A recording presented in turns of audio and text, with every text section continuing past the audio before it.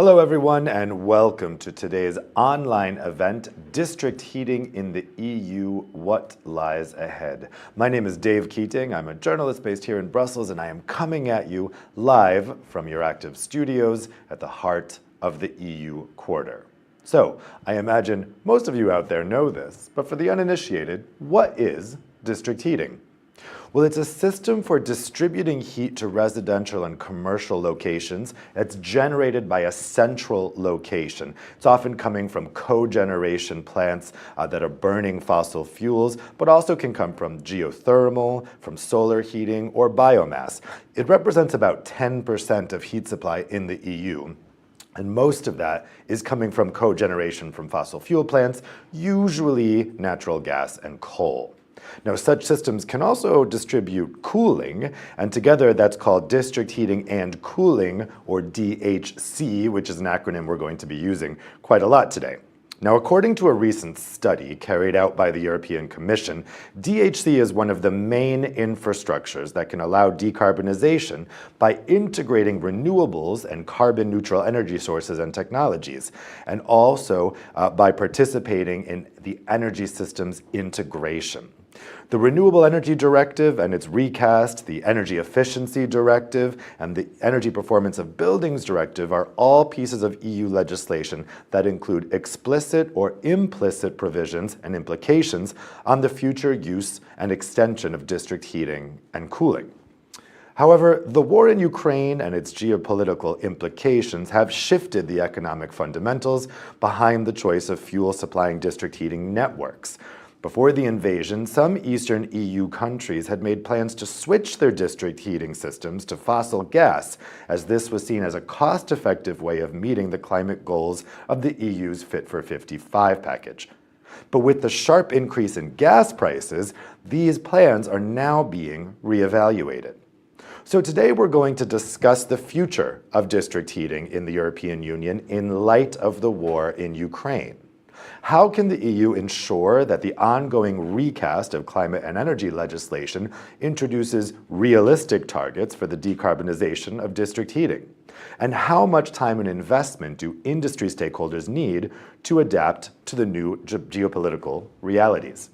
To discuss these issues today, we have an excellent panel of experts here with us, both from the political realm, the NGO side, really coming at this from all angles. We have Stefan Moser, who's head of unit for buildings and products at the European Commission's Energy Department. We have Tomáš Smečkal, Head of Energy Strategy at the Ministry of Industry and Trade of Czechia, which is currently holding the rotating EU presidency. We have Pauline Lucas, Policy Director at the Industry Association Euroheat and Power. We have Ute Weiss, Program Lead for Buildings and Heat Grids at the think tank Agora Energiewende. And we have Wanda Buk, Vice President for Regulatory Affairs at PGE, the largest power producing company in Poland. Now, you all at home will be able to ask your questions to the panelists using Slido. You can go ahead, if you already have an idea of the question you want to ask, you can go ahead and type that in now. At the end of our discussion, I will be reading out your questions to the panelists. So, Stefan, I'd like to start with a question for you. So I mentioned this recent study that was carried out by the Commission, or for the Commission, that was measuring the decarbonisation potential for DHC. How is that information being incorporated into the current EU policy framework, particularly within the context of the current focus on energy security? Thank you very much, Dave. I'm very happy to be with you this afternoon and to discuss about these important issues. So the Green Deal, but also Repower EU, the Fit for 55 package, they bring together sustainability and energy security needs.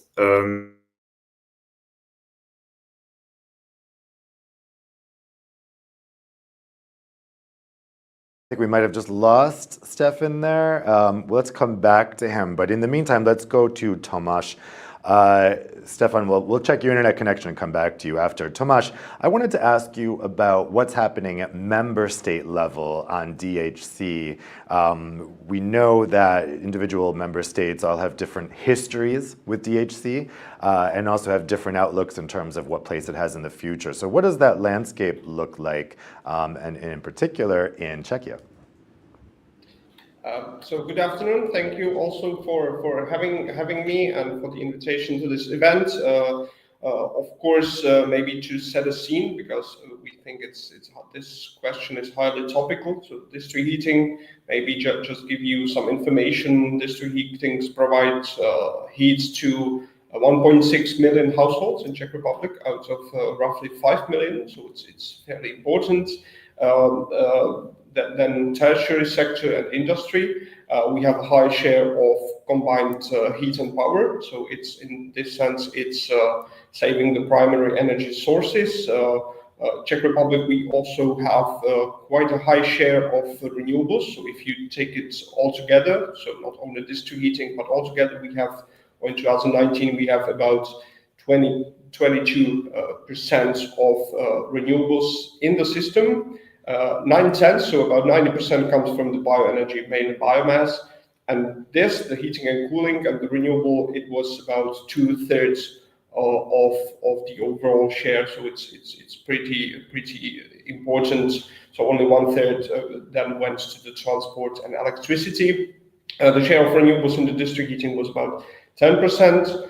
We are still fairly reliant on the fossil fuels. It is about 50% of the share in the district heating, mainly coal, being brown coal or hard coal. And as Dave, you were mentioning earlier, the kind of the crisis or current crisis strike our district heating sector in kind of a transformation. So the district heating was in the sense of transforming to the other fossil fuel or other fuel-based, including natural gas, which was supposed to make about 50% of the replacement of the coal, and the rest of it, namely biomass and also waste. But we of course look at the other options. For example, heat pumps. Heat pumps are now kind of a very good option in the terms of households because of high price. So a lot of people opting for the heat pumps if they can afford it and if the building is suitable. But we, of course, see even or look into the option of the industrial the heat pumps.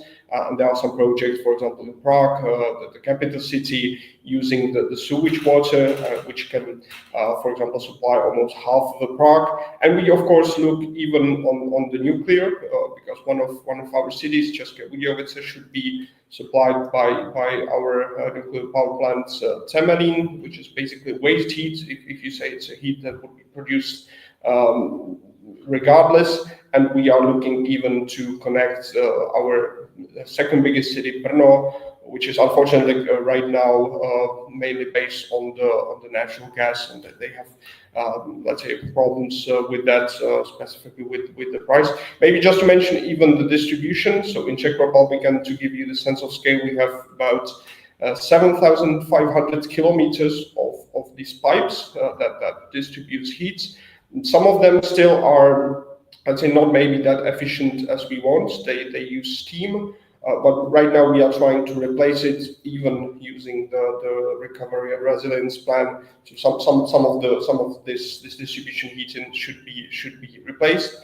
Then maybe I would even say one thing that, of course, CHP as such, they provide flexibility into the grid, which is even something which is fairly important. We also see that some of the CHP, mainly motor generation, they even in Czech Republic, they try to or start to make a virtual power plants. So they provide the flexibility. They are distributed, but they act as one virtual plant. And maybe, and then I will stop there to look at the time, just to give you even the sense, because we are in, let's say, crisis. So of course, district heating was stuck by this, let's say, situation as well. And we as a Czech Republic introduced some kind of emergency measures, you can call them.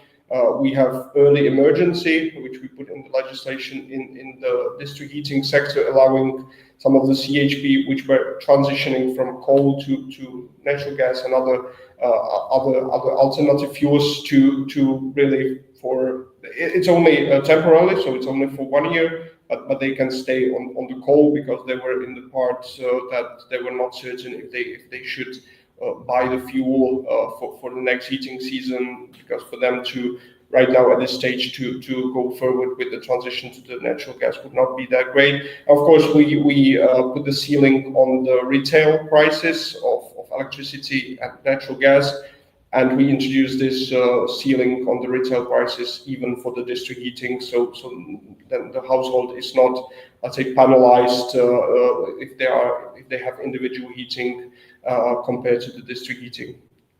So, and I will stop here. Great, thanks, Stefan. Thanks, Tomáš.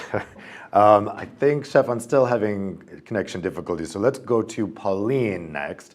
Pauline, you are representing companies active in this space. How is district heating and cooling being taken into account in the EU legislative frameworks right now, and in the general energy and climate debate? Do you think that it's getting enough attention from policymakers?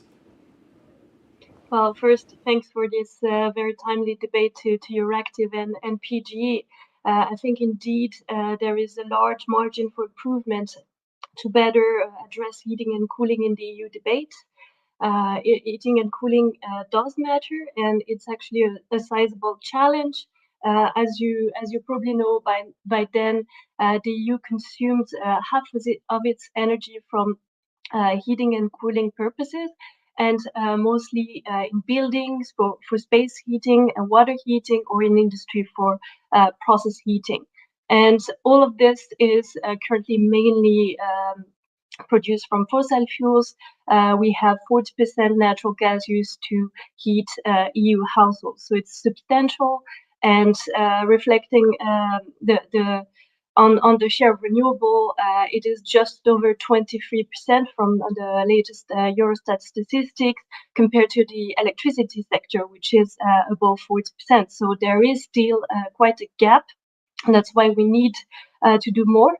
However, I also see the glass half full, so we also need to underline the positive from the Fit for 55 package. So in red in the ED, we've seen a push for heating and cooling planning and municipal and also a national level. So that's very positive, and that will help the rollout of decarbonized solutions.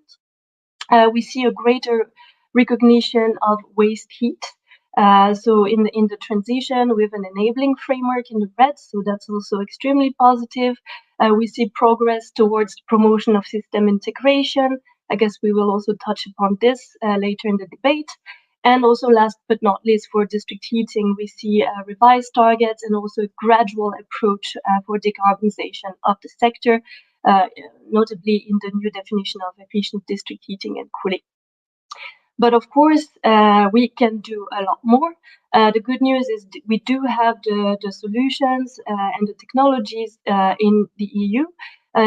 These technologies are locally owned, climate friendly, and ready to deploy, and also affordable. And one of those is, of course, district heating. From today, we have 13% of the heat market, and we really hope to grow. And there are studies that show that this growth potential is achievable.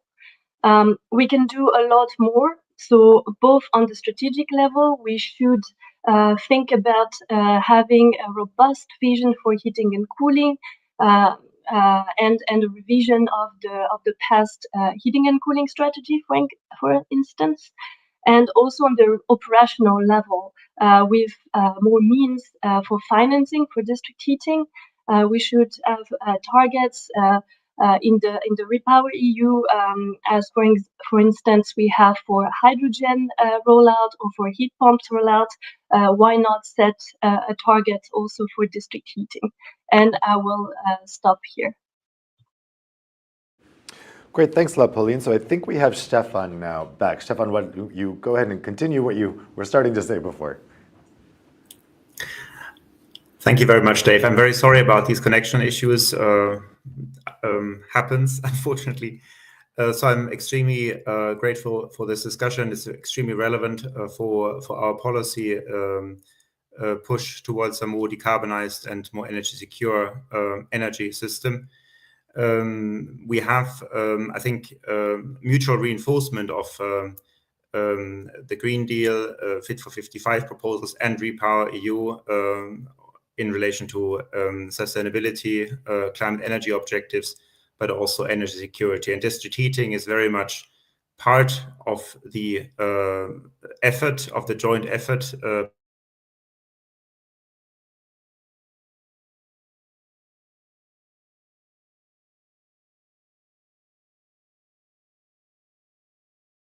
heating and cooling to be part of the solution to decarbonize for energy security issues.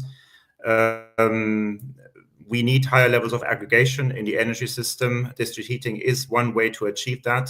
Basically, we'll have larger scale solutions for neighborhoods, for districts, basically, which enables cost-effective solutions.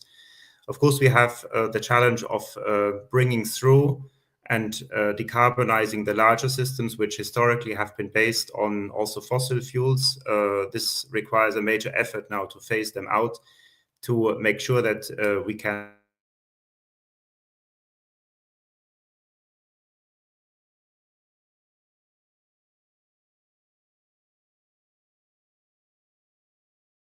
and that is a major contribution to make. We have the EPBD, the Energy Performance of Buildings Directive, which tries also to promote neighborhood solutions and making sure we have a more systemic approach both to the buildings but also to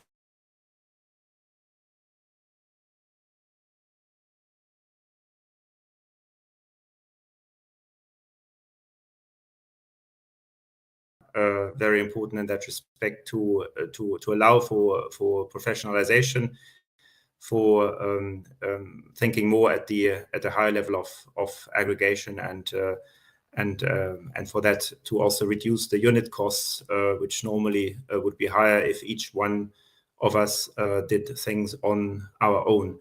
So that is something which we have to underline. Of course, there's a strong interconnection between the different legislative instruments, the Energy Performance of Buildings Directive, the Energy Efficiency Directive, and the Renewable Energy Directive, and the efforts of member states to develop district heating and cooling solutions through plans, strategic plans. So that is very important. What also, of course, needs to be further increased is support financially, but also technically, to share good practices across the EU, and to make sure that the funding can flow most effectively also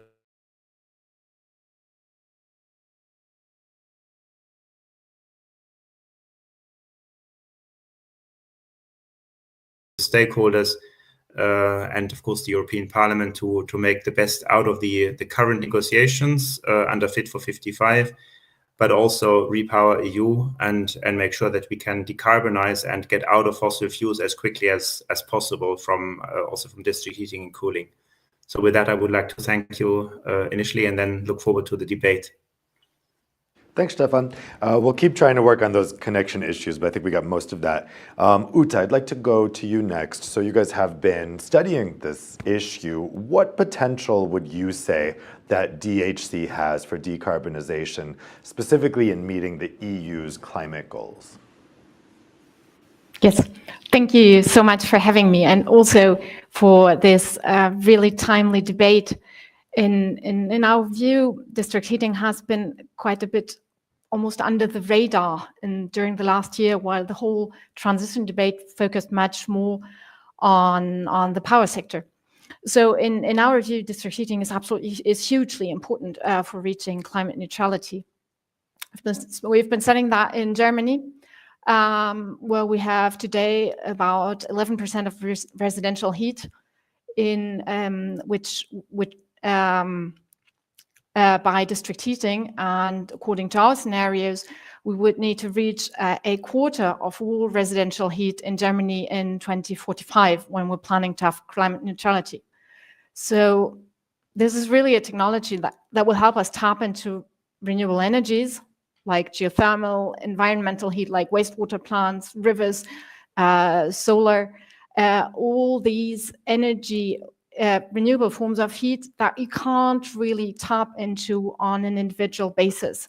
And so it's really the solution to deliver carbon neutral heating and also cooling partly to our cities. And what we're still a bit missing from the debate is that there are massive investments needed in infrastructure and heat production, as district heating is really mostly fossil today, and that really should be a key focus point for member states and also the European Commission, how to get those investments going, and also regulation that makes sure that we actually reach our target. Because as investments in district heating are really long-term investments that don't pay off that quickly, when we mean climate neutrality, that means that we also have climate neutral district heating, of course. And that is something we don't really see yet in the political framework. Thanks very much. So let's go kind of zero in on one particular country now, Poland. So Wanda, I'd like to turn to you next. What are the challenges ahead for district heating, particularly in Poland, given the changing geopolitical situation? Yes, thank you very much. I have some slides for you, so I would like to ask you to turn them on. Okay, so it's initial slide. We can go to the next one. PGE is the biggest Polish energy company when it comes to electricity generation, as you said. But when it comes to the district heating sector, we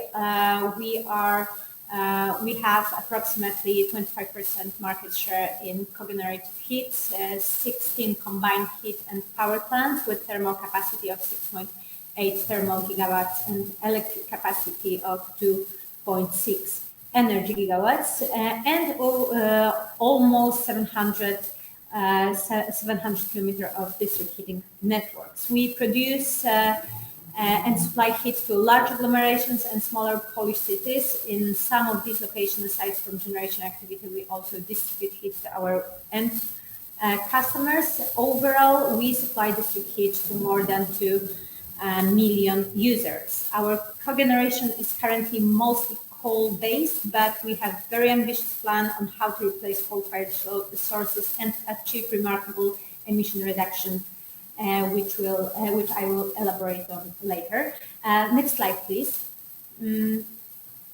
As we all know, last year Russia started to manipulate gas flows to Europe, and this year completely cut off some of the export routes. This, as well as Europe sanctions, which are, and of course, right decision to limit its dependence on Russia, led to supply squeeze and price increase. It impacted not only natural gas and coal prices, but also contributed to EU ETS market volatility. As you can see from this chart, prices of coal and natural gas, which is on the left axis, skyrocketed this year after Russian invasion on Ukraine. The price levels remain high, but also they affected EU ETS market. It's not only about prices of EU ETS allowances, which are represented by a green line and the axis on the right, but the volatility of this market is also a huge challenge for European companies as PGE. Natural gas, from our perspective, will remain in the energy mix of Poland in EU for some time, but the crucial thing is to get rid of Russian supplies.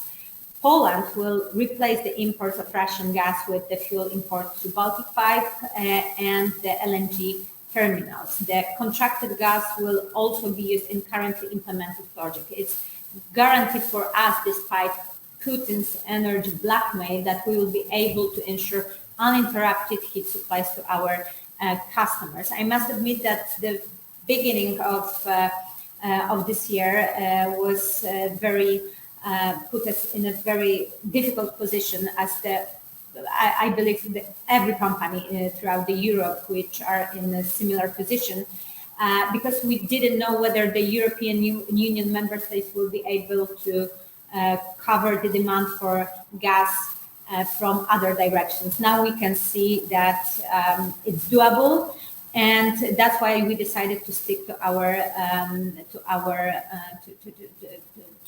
our strategy, which we established before. So next slide, please.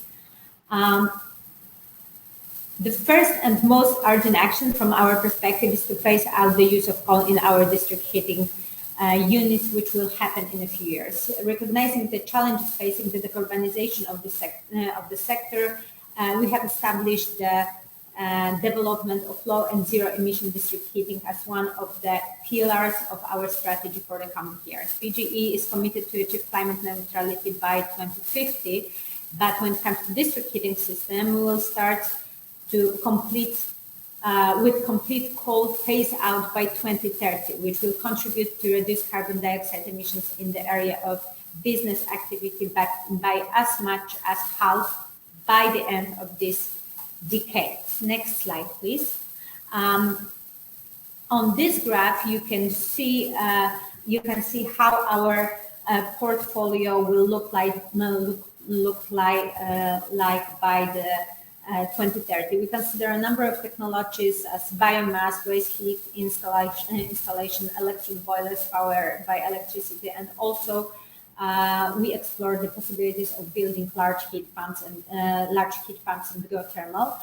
And all of them are necessary to phase out existing coal-based infrastructure, which is over 4 of thermal gigawatts capacity. But what I have to underline is that renewables in district heating system cannot deliver the heat supply for the biggest agglomeration based on heating system with hundreds of megawatts of ordered capacity. That's why the largest investment volume is planned for the replacement of our generation asset with the high efficiency gas cogeneration. High efficiency gas cogeneration or biomass cogeneration are the most preferred technology for Polish district heating system. The reasoning behind it is strictly determined by the characteristic of Polish district heating, which requires temperature parameters and also because of their geographical area.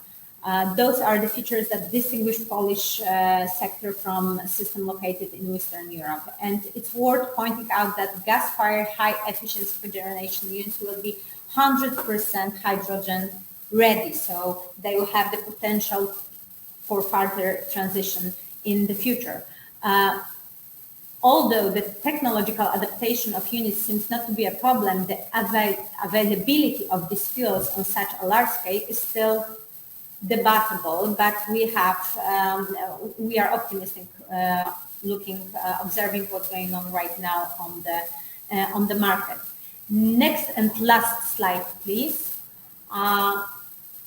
We are now at extremely crucial moment for the future of district heating system. We have EED, we have RED, we have EPBD directive, which will ultimately decide whether it's the inevitable and already implemented transformation of heating will be carried out in a sustainable and consistent manner, or whether it will be an additional burden for heat recipients in European Union and in Poland as well. To sum up our key policy for heating sector, you can see on this slide, is to recognize CHP-based condition in the new definition of the efficient DHC system after 2035, as it was agreed in the Council, provide a grandfathering clause regarding a new emission criterion for a high efficiency cogeneration, also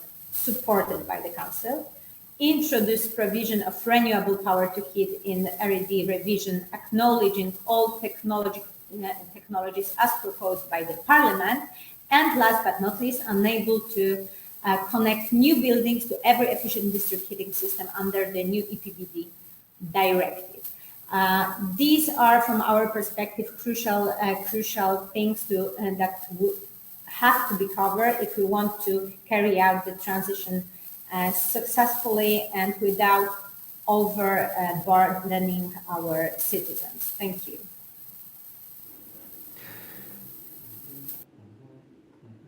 Thanks, Wanda. So that's a very interesting overview of what's going on in Poland. And as I mentioned at the beginning, different countries have different histories with district heating. We know that Eastern European and Northern European countries have a long history. People know district heating quite well, whereas in other countries it's less known. When we're thinking about these legacy systems, these systems that have been there for a very long time, Tomasz, I wanted to put this question to you. Is there a trend right now of older district heating networks being tempted to go full in on fossil fuels because they were cheaper before? And is that trend now changing? What are we seeing in particular for these older legacy systems, Tomasz? Okay, thanks for the question. I think that right now, and this is what it's kind of more interesting about district heating, is there's no one size fit all. So you might see, so it's difficult to generalize it. I know that we see some of the trends that, let's say, bigger CHP units are kind of more decentralizing. So once there was a big unit supplying all the district heating, now they for example switch to smaller units. Usually it's based on the engine cogeneration, the motor cogeneration, usually on the natural gas. So there is more units kind of in the district heating, which is not that bad, because then if we talk about heat pumps and geothermal, this you can introduce into this kind of a district heating, let's say, better than to the district heating which is dominated by one unit. But of course, this is a trend that we see in some district heating, but not in other. And of course, it's also important, I think, to note that some of the district heating or the CHPs were, let's say, oversized, which might be an issue. So in the older days, when it comes to with the energy efficiency and kind of they were oversized, that they were built to kind of supply more heat than is generally needed. So some kind of a downsizing is good.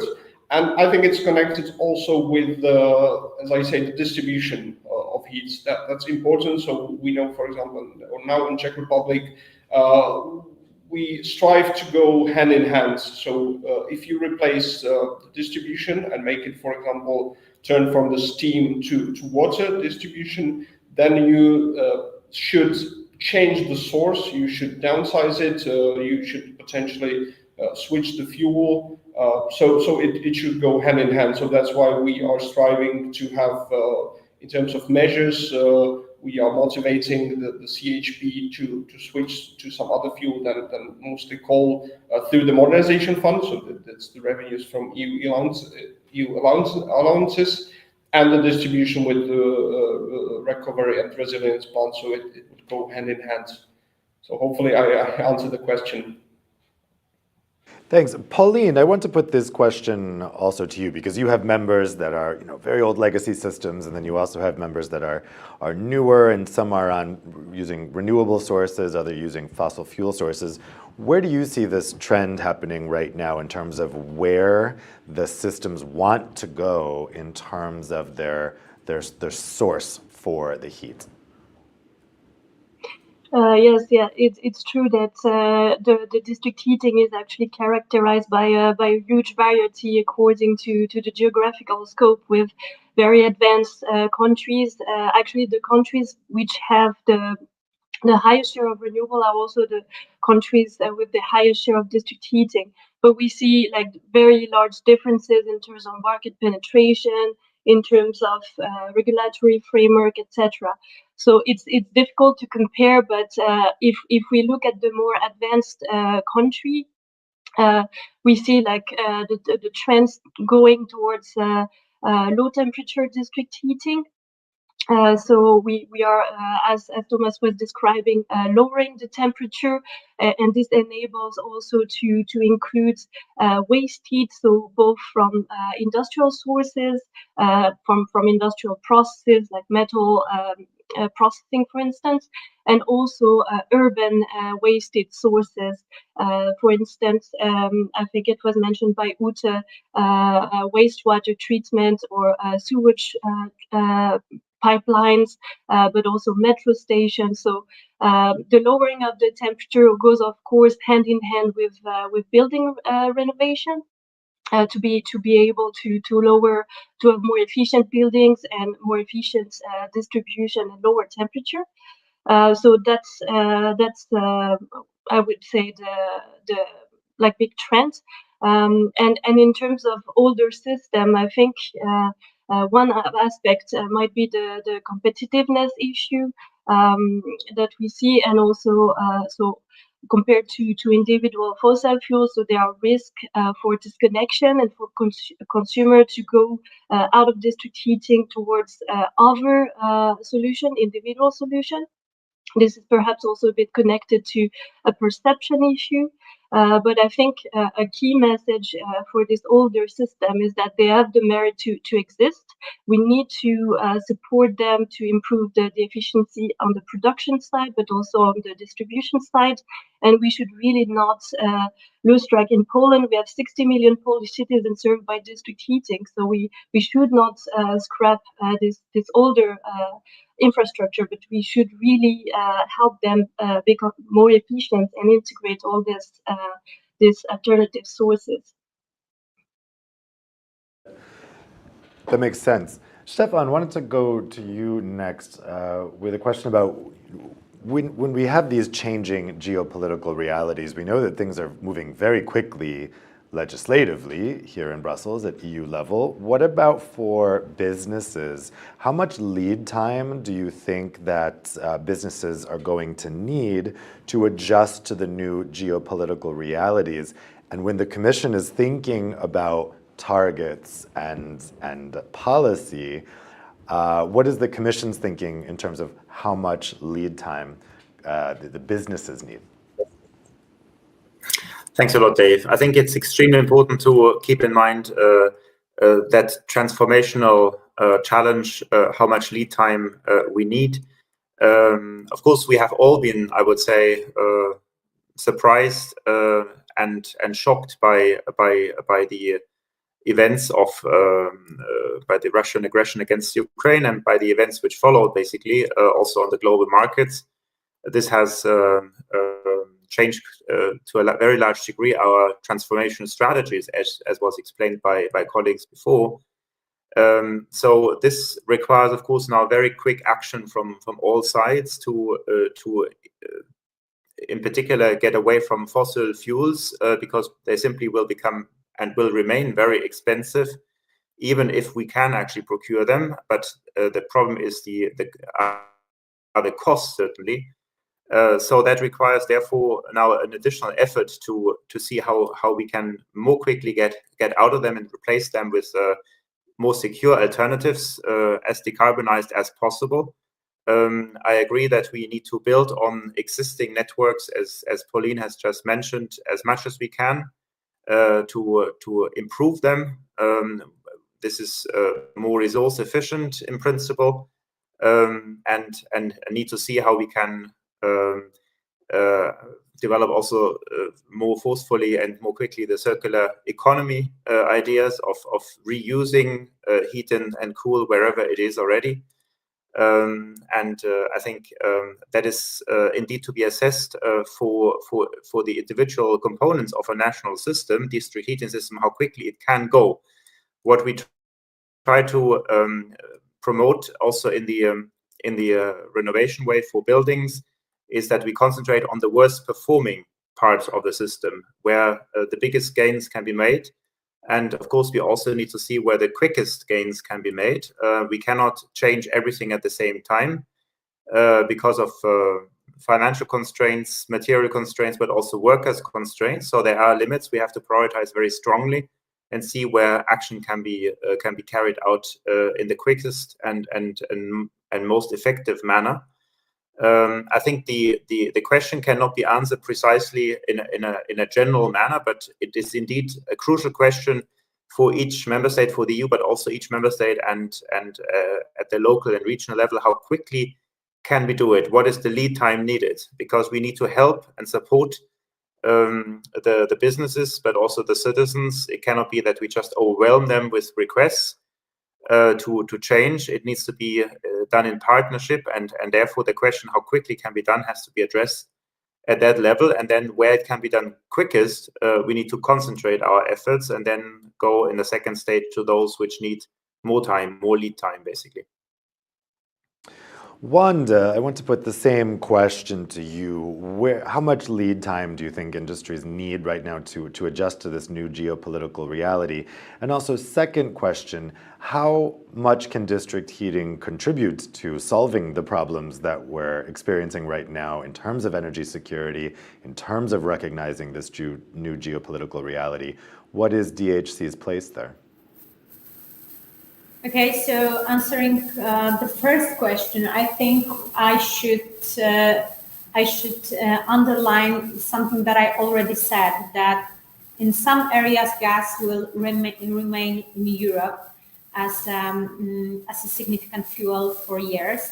The thing is to become independent from Russia when it comes to gas fossil fuels. And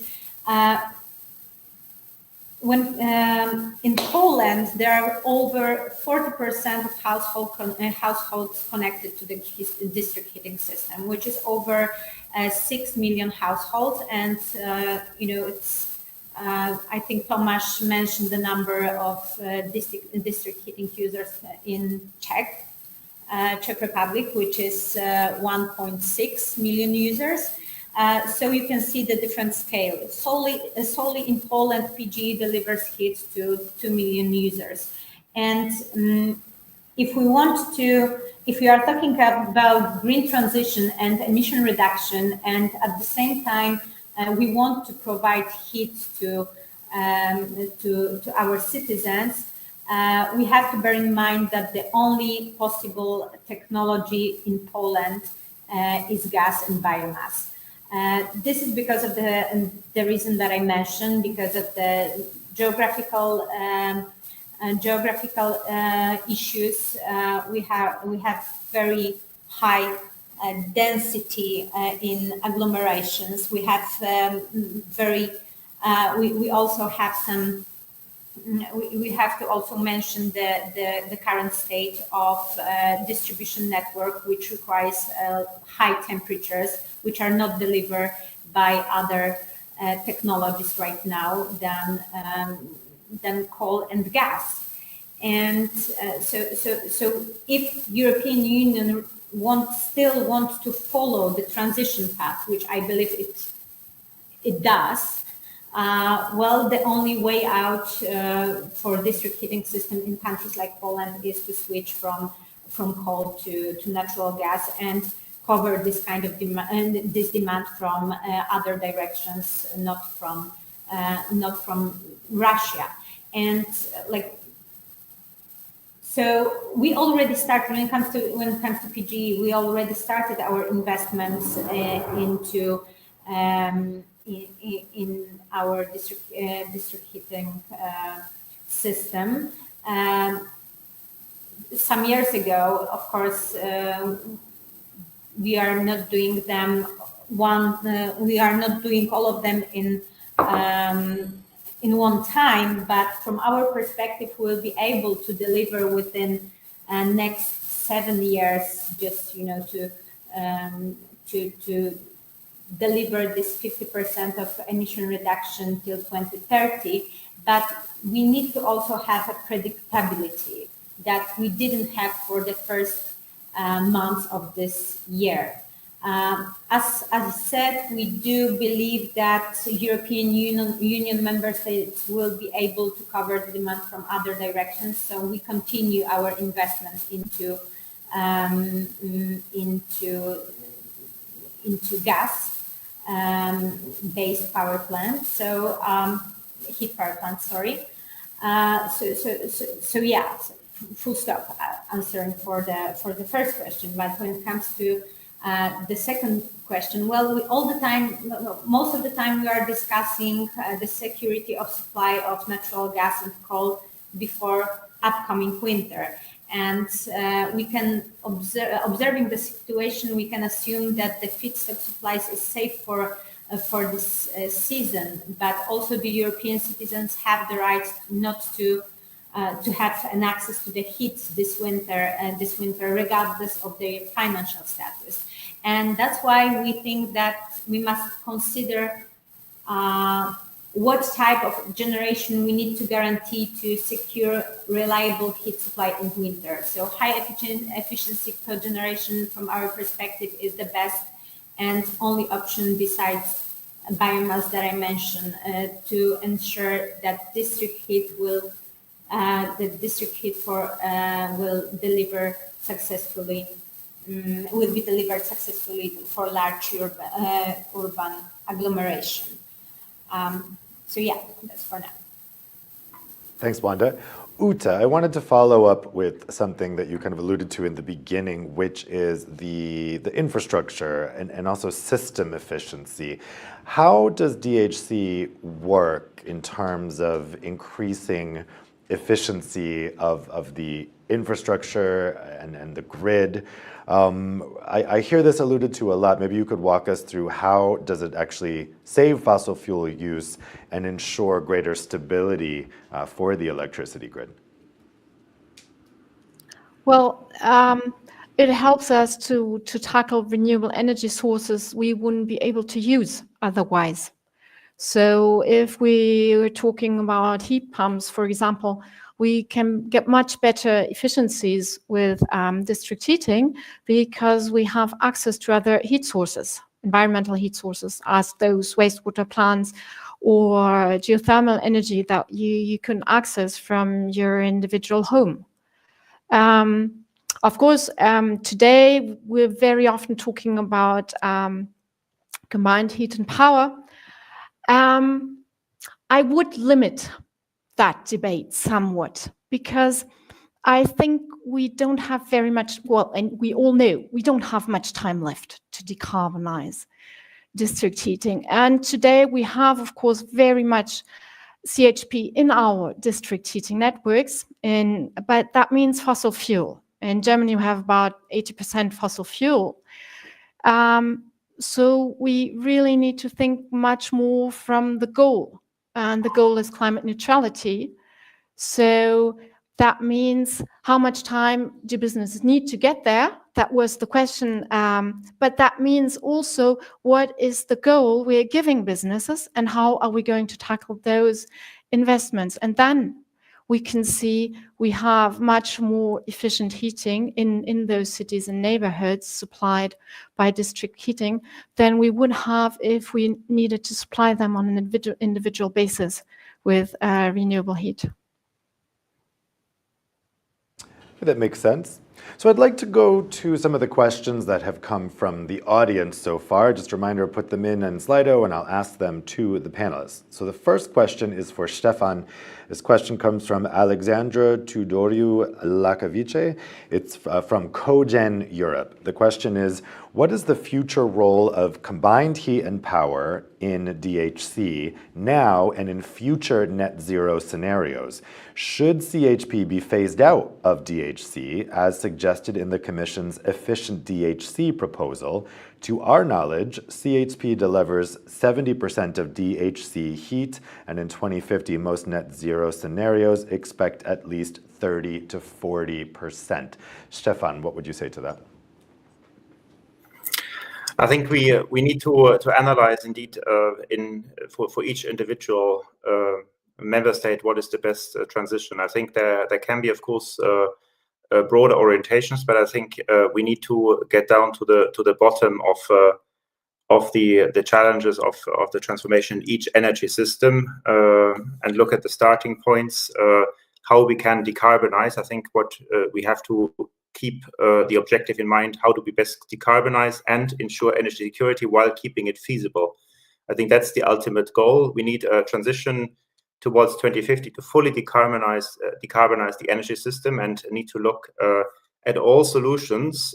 How do we best achieve that? I think that's the task which we have for the EU, but also the member states. And I think it's difficult to make general statements, but we have to keep the decarbonization, energy security objectives in front of our eyes at all moments, and see that we will get there in a realistic but also ambitious manner. So I think that's the objective.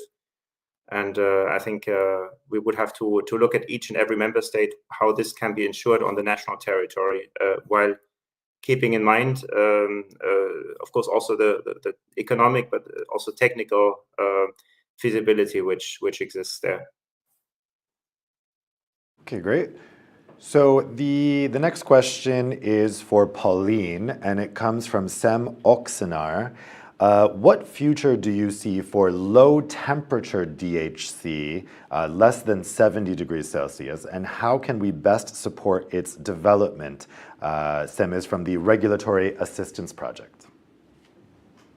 Yeah, thanks, Sam, for your question. So I think what is, of course, we are seeing low temperature district heating as a trending aspect, especially as I already mentioned in terms of inclusion of a variety of sources such as geothermal or solar thermal, or even certain types of waste heat that are lower temperature. So the waste heat you can recover from the cooling of buildings, for instance, or from data centers.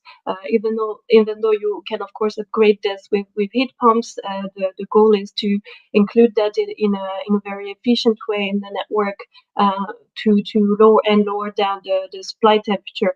And the way we see this developing is in parallel with the decarbonization efforts.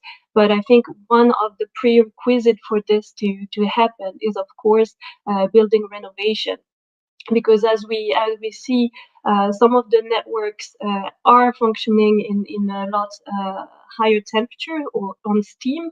And this is not only, of course, this is connected to the supply, but this is also connected to the demand side, which is the building side. And we have we know that we need to increase the building renovation rates. So this really goes hand in hand. Ute, Sem also was interested in your take on this. So same question on the low temperature DHC. How can we achieve low temperature DHC? I can only agree with Pauline. It's very much hand in hand with building renovations.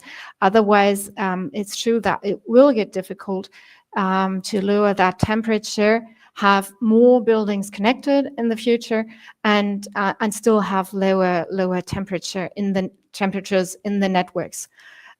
So the idea would be to go neighborhood by neighborhood and lower the temperature when those neighborhoods are ready. But we really need building renovation to go at the same time. Well, this next question I'd like to put to Tomasz. This question is from Kaj Pischau. Sorry if I'm mispronouncing that.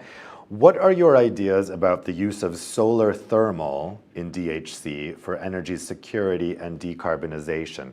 So from a national perspective, Tomasz, what's your thinking there?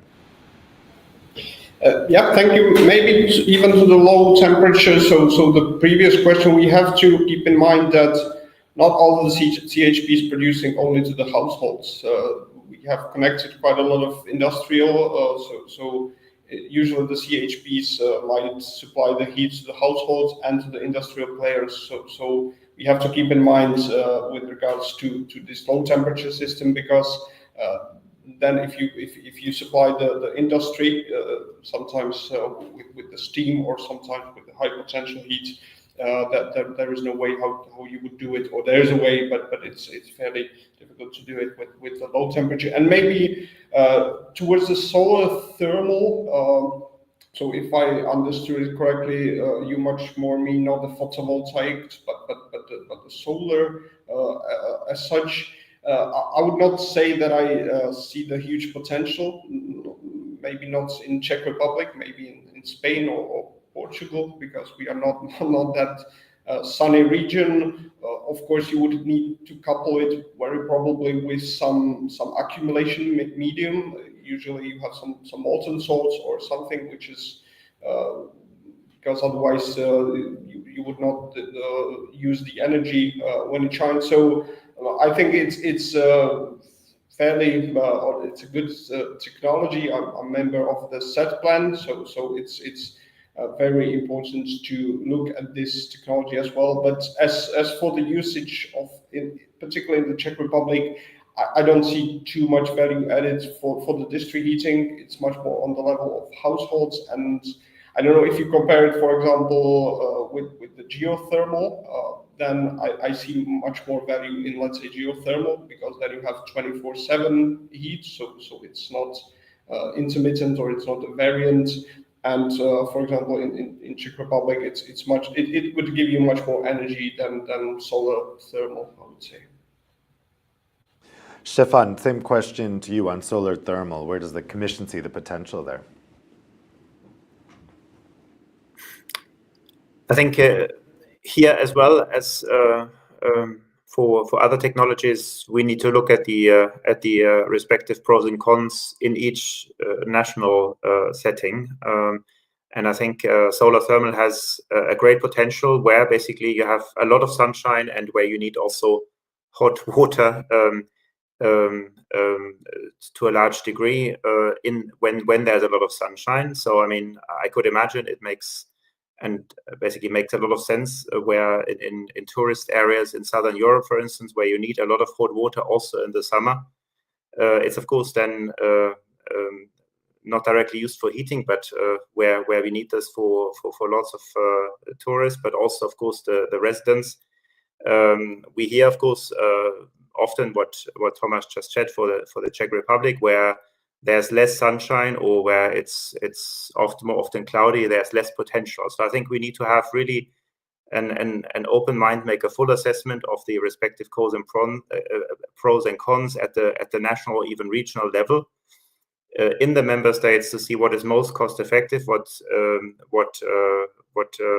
is most sensible to do, what is the potential from geothermal, solar thermal, PV, and seveal other renewable technologies, and then try to aggregate as much as we can to develop neighborhood solutions, district solutions. But I think we support that very much from the Commission side, but I think we cannot make a general statement that it makes sense everywhere, certainly not. And it makes sense mostly in very sunny areas, obviously. So more probably solar thermal depends on a lot of sunshine than PV, where you can have also a kind of less direct sunlight as far as we are informed, and I think that needs to be taken into account when it comes to the practical deployment on the spot.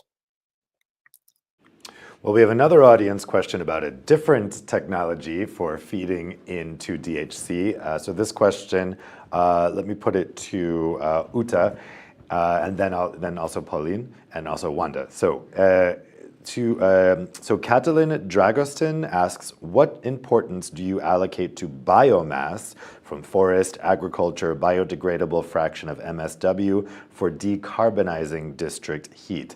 Uta, first to you, what kind of potential does it have? Thank you. Yeah, that is a very good question, and also a tough one, because the debate on biomass, especially forest biomass, is a very tough one. So to be honest, we see a very limited potential for biomass in district heating. It is, of course, very interesting because you can get high temperatures with biomass, and you can easily add up on the temperature side if you have other renewable energies.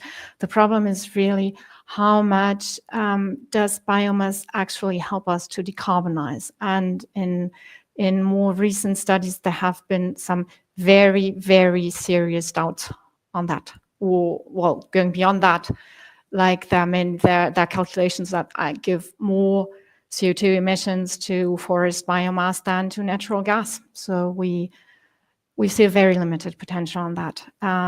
So I guess in the scenarios, we see more and more a replacement of hydrogen for peak heat production, where a couple of years ago, we would more have thought about biomass. And yeah, I guess we have to keep it there. Wanda, in Poland specifically, what kind of potential does biomass have for DHC, and are there also these political sensitivities about biomass? Not long ago, Polish Ministry of Climate and Environment announced the strategy about district heating, and you can see that they put their more significant accent on the biomass, but still the first technology to decarbonize in Poland is a natural gas. So it will be helpful for sure, but it won't help to fully deliver the decarbonization. And also I wanted to stress one more thing, going back to what Paulina and Jutta said, just to finalize our discussion, that to successfully decarbonize and carry out green transition in district heating, the European Union and also member states need to have a very comprehensive approach. It's not only about replacement the sources of the generated heat, but also the whole chain of distribution and then the building. So only when you will take up the action in every of this area, you can really successfully deliver the decarbonization process in district heating system. And I hope it will be delivered, whether that's going to be with biomass and gas, or or other sources in Poland, probably for long we'll have to stick to those two. Pauline, how are your members feeling about biomass for DHC? So, well, I think biomass, but generally bioenergy, I'd like to recenter a little bit the debate. Bioenergy is one of the main source of renewables, both in the general energy framework, but also in terms of district heating and cooling. Now, also we have within bioenergy biogas, which is still like a very small share, which in some countries will grow, but still be marginal. And then the biodegradable fraction of waste, so that should be exploited when possible. But of course, yeah, then there is the biomass, and there I don't think we really criticizing or the people that are emphasizing some difficulties in terms of the sustainability. They're not mentioning agricultural biomass, but more forest biomass, as you mentioned. So we see that in district heating, it is contributing to a high share of decarbonisation. We see that this will maintain and remain as the investments have been made. However, I think what is important to emphasize is in terms of the substitution of fossil fuels, and particular Russian fossil fuels or natural gas, we will see a diversification of the renewable sources there, and that's very important to point out this diversification in terms of the technology or the sources we already mentioned, be it solar thermal, which is actually very developed in not very sunny Denmark, combined with thermal storage, but also geothermal wherever this is possible, and also renewable electricity and also waste heat. So yeah, constant still with some with biomass in the systems, but diversification to substitute the rest of the fossil fuels.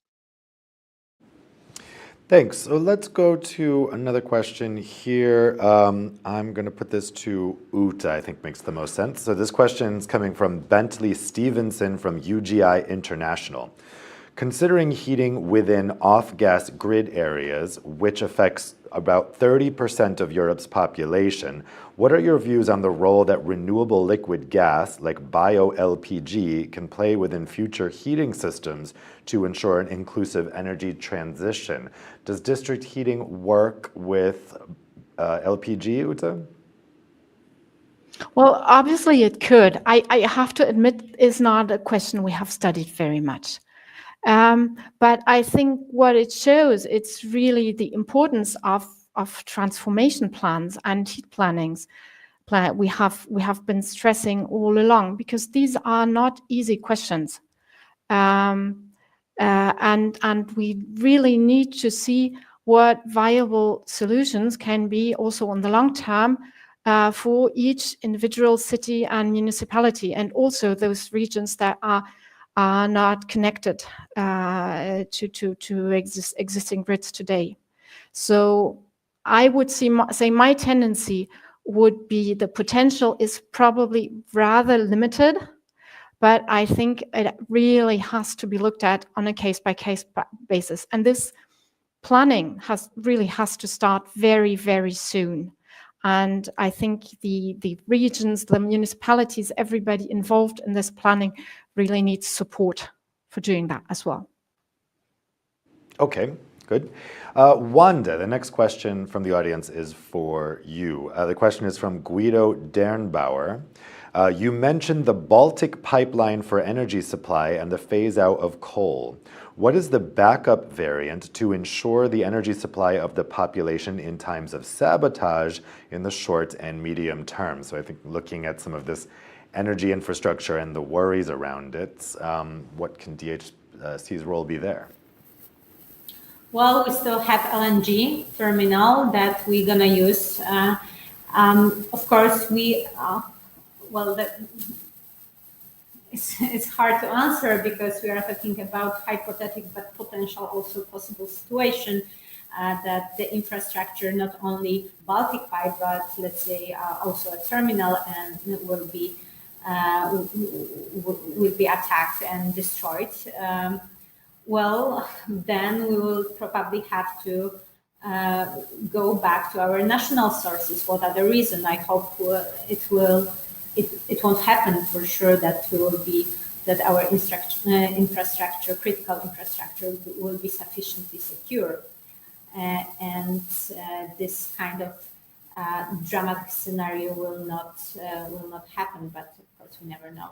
Then probably the only way out is to use our national sources. Thanks.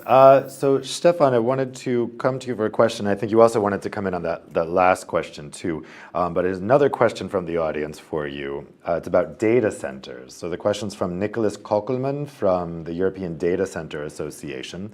What role could or should data centers and the heat they produce play in district heating in the future, in your opinion? Do you see them as complementary or a rival option to existing options? So do data centers produce enough heat that they could actually replace combined heat and power, or would it always have to be an additional thing? I would say this is part of the overall efforts to create a circular economy. So we need to use whatever source of heat or cool is available and feed that in the existing networks and make a stronger network out of that. So I think data centers will and should play a major role in feeding in heating networks, district heating networks. Because it would simply a waste to release the heat without any further use for society. So I think there needs to be this stronger system integration component. I think I very strongly support what has just been said by the previous speakers on the importance of planning, of heat planning, to make an inventory of all possible sources which can be integrated, heat and cold, to integrate them and make sure that nothing is wasted without further use for society. And I think that's crucial. From a general point of view, I would like to add also that we need, of course, to work on the efficiency very strongly, both of data centers to release as little as possible, but also of the buildings and broader society to use as little energy as possible.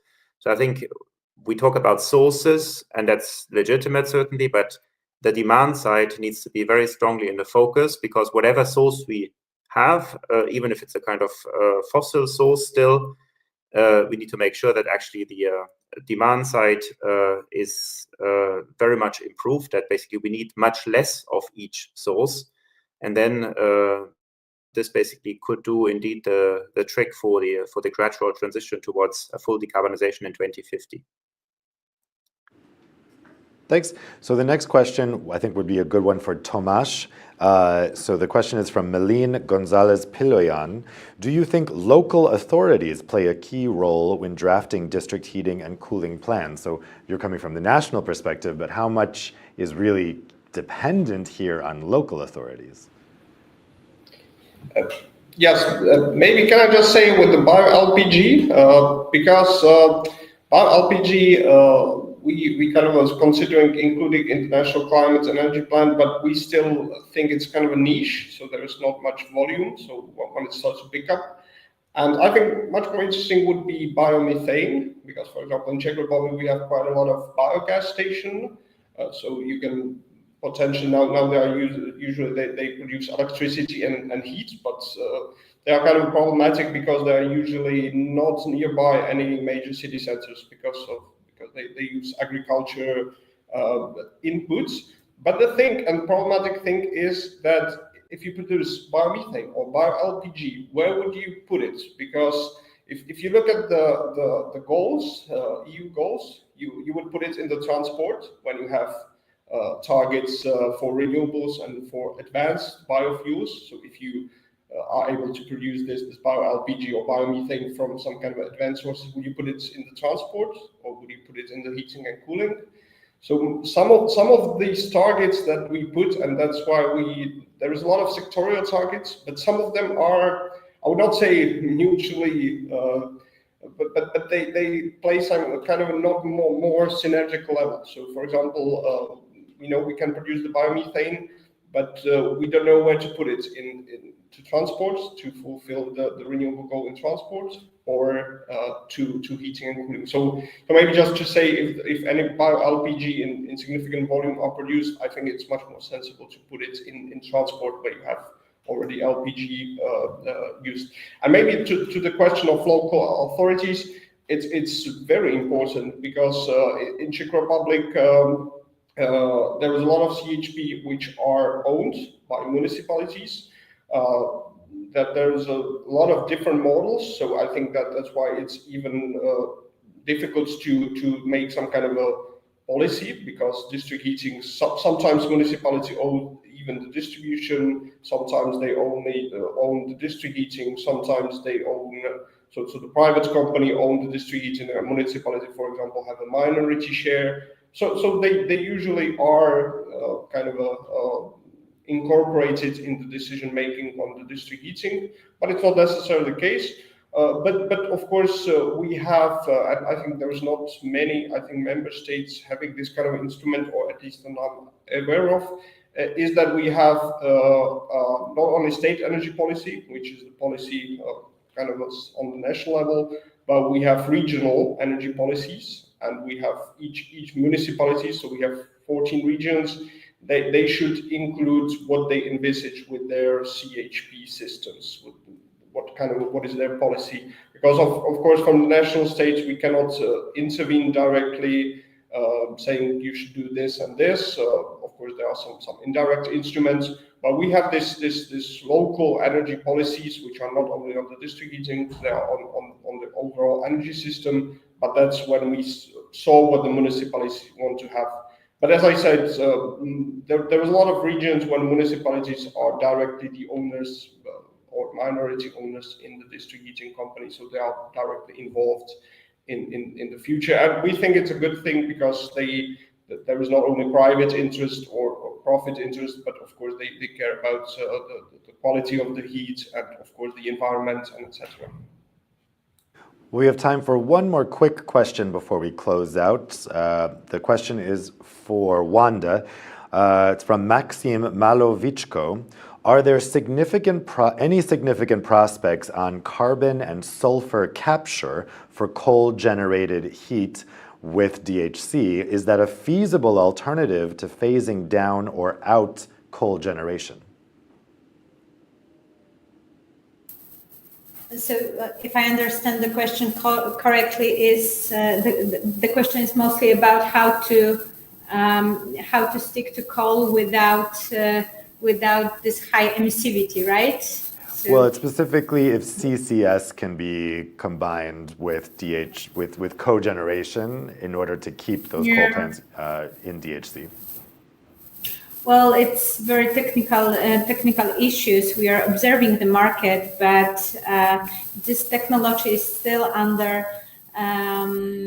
research, and well, it's not ready to be implemented. So, honestly speaking, I just cannot answer